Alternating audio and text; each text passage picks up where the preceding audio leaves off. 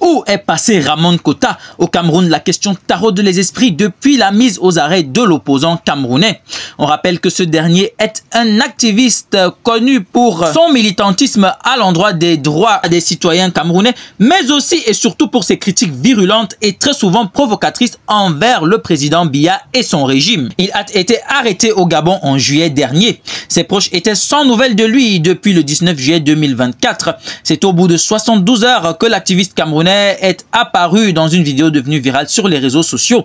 On peut le voir au poste frontière entre le Cameroun et le Gabon, menotté, entouré des forces de sécurité gabonaises, en train d'implorer le pardon du dirigeant camerounais Paul Biya. Depuis lors extradé vers le Cameroun, il est détenu dans des conditions opaques sans que l'on sache ce qui lui est arrivé. Cette situation est particulièrement alarmante, laissant craindre le pire quant à son sort et soulève des questions sur les conditions de détention et les traitements auxquels il est soumis. Cette arrestation soulève également de graves préoccupations quant aux droits de l'homme et à la liberté d'expression au Cameroun. Sans nouvelles de l'opposant, Hippolyte Tchakwangmeli, son avocat, tire la sonnette d'alarme. C'est un monsieur qui avait une pleine vie et qui menait ses activités et qui se livrait à ses opinions politiques.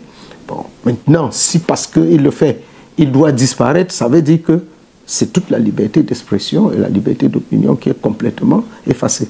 Ce qui arrive à Ramon Kota devrait faire l'objet des profondes inquiétudes de chaque être humain. Son conseil réclame la possibilité de le défendre conformément aux droits camerounais. De son côté, le réseau des Camerounais et des organisations des droits de l'homme se mobilise.